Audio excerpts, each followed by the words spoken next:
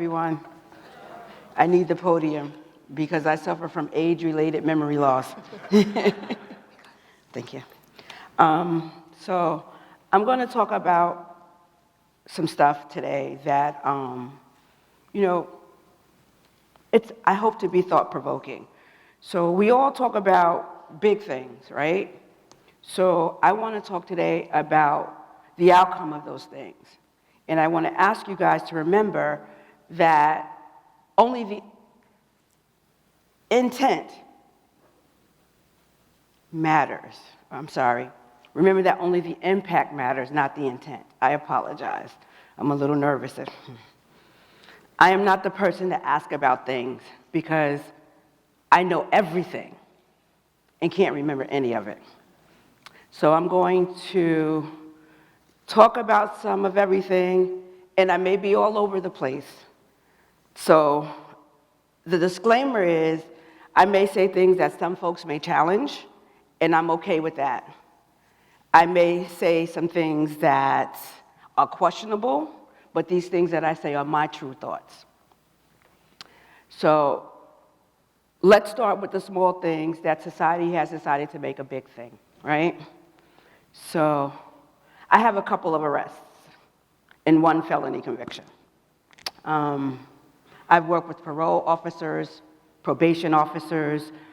However, I cannot sit to take a test to be a parole officer or a probation officer because I have a felony conviction. I can't get a gun license, which is part of the requirement to be a parole officer or a probation officer. If I'd been arrested today, I'd have a disease and not a conviction. And I'm gonna repeat that. If I'd been arrested today, I would have a disease and not a conviction.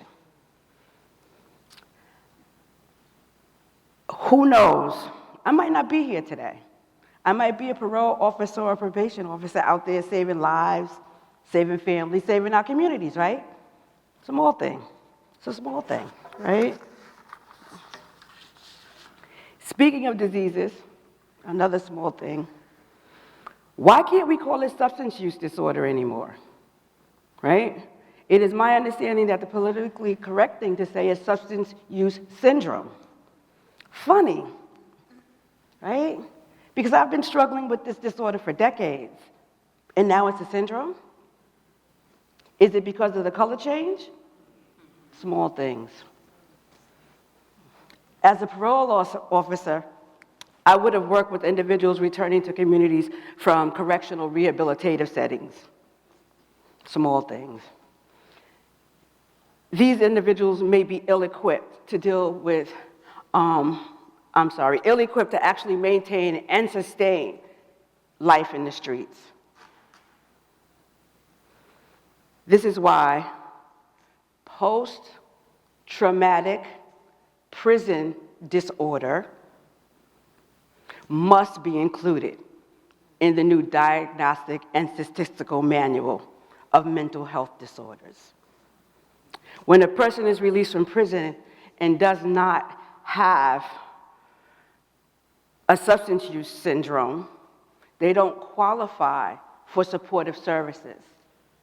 More often than not, when a person is released from custody, they have to take anger management, domestic violence treatment, or even parenting classes. But without a diagnosis of some sort, you cannot take those classes without paying for them. When a person is released from prison, and this is my understanding, correct me if I'm wrong, a person who is released from prison receives $24.50 every 2 weeks in funds for self-supporting initiatives. I have worked with individuals who appear to be suffering from symptoms closely related to PTSD. However, it's not from combat on the war front. I'm just saying, small things. Many people ask, what was my bottom, right? It wasn't jail, it wasn't homelessness, it wasn't addiction, it wasn't losing my kids to foster care, It wasn't stealing the Christmas presents from under the tree. It wasn't hearing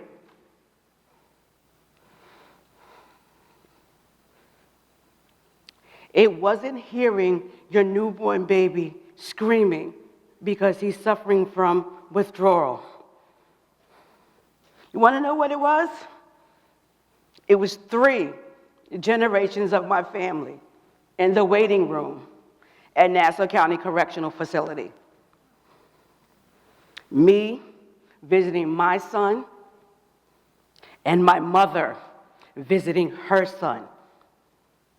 I knew that day that my life needed to change in order for my family's life to change.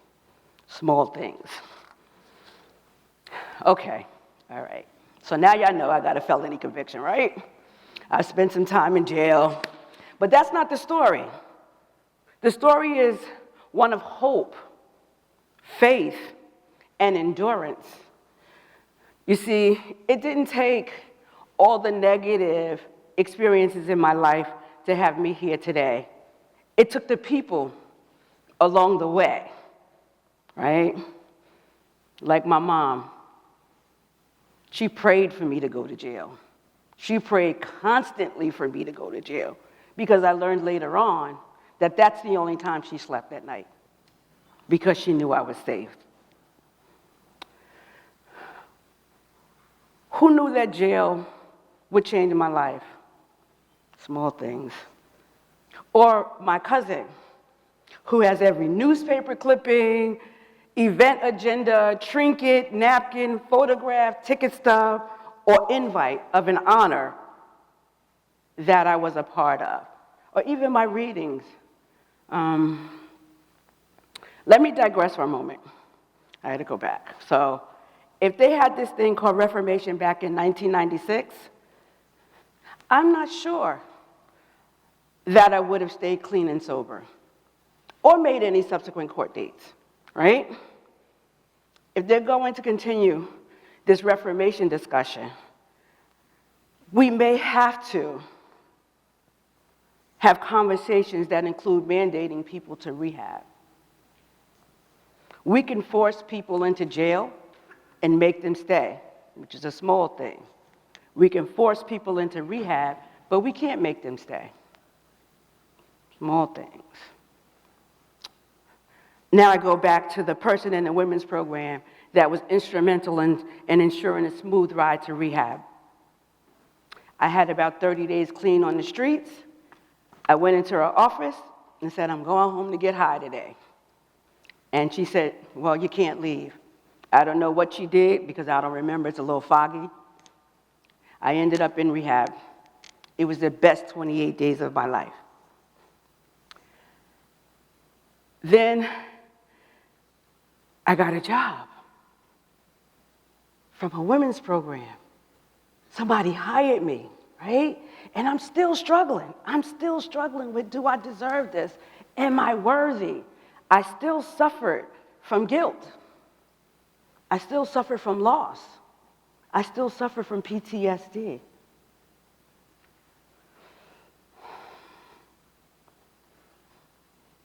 So when I went for this job interview, it was placed on my heart that I needed to be honest in this job interview. And so I met with this man, and I told him my story. I told him how much time I had clean, and he says, if you think you can do it, I think you can do it. And then this same man, he had the nerve to start acknowledging how smart and capable I was. How dare he? Small things, right? He even had the nerve to insist that I return to school. And he even found a scholarship for me. Small things. How dare he? How dare he? He even gave me a key to his office when I first began to work there. I could have stolen everything, but I didn't. That key showed me how much faith and trust he had in me, and he didn't even know how monumental giving that key to me was. Small things. Or the program that allows formerly incarcerated women, criminally justice involved returning citizens, in the right term, in my opinion, regular people, pursue higher education. Thank you for not allowing me to quit at my associates, and are now pushing for me to get my PhD because I got my MSW.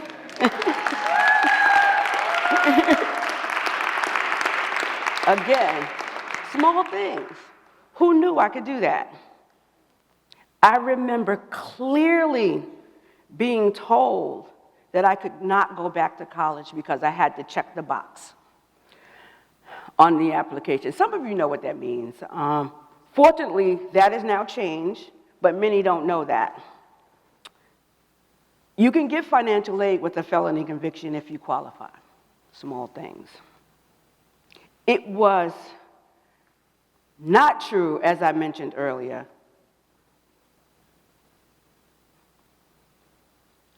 They also told me I could not vote following a felony conviction. But stupid old me, not only did I vote, I became a poll inspector, and I told people who could vote. Small things.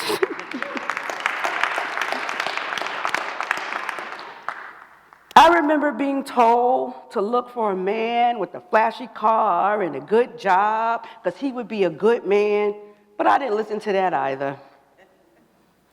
I met my husband on the bus. I'm gonna repeat that, young ladies and young men. I met my husband on the bus.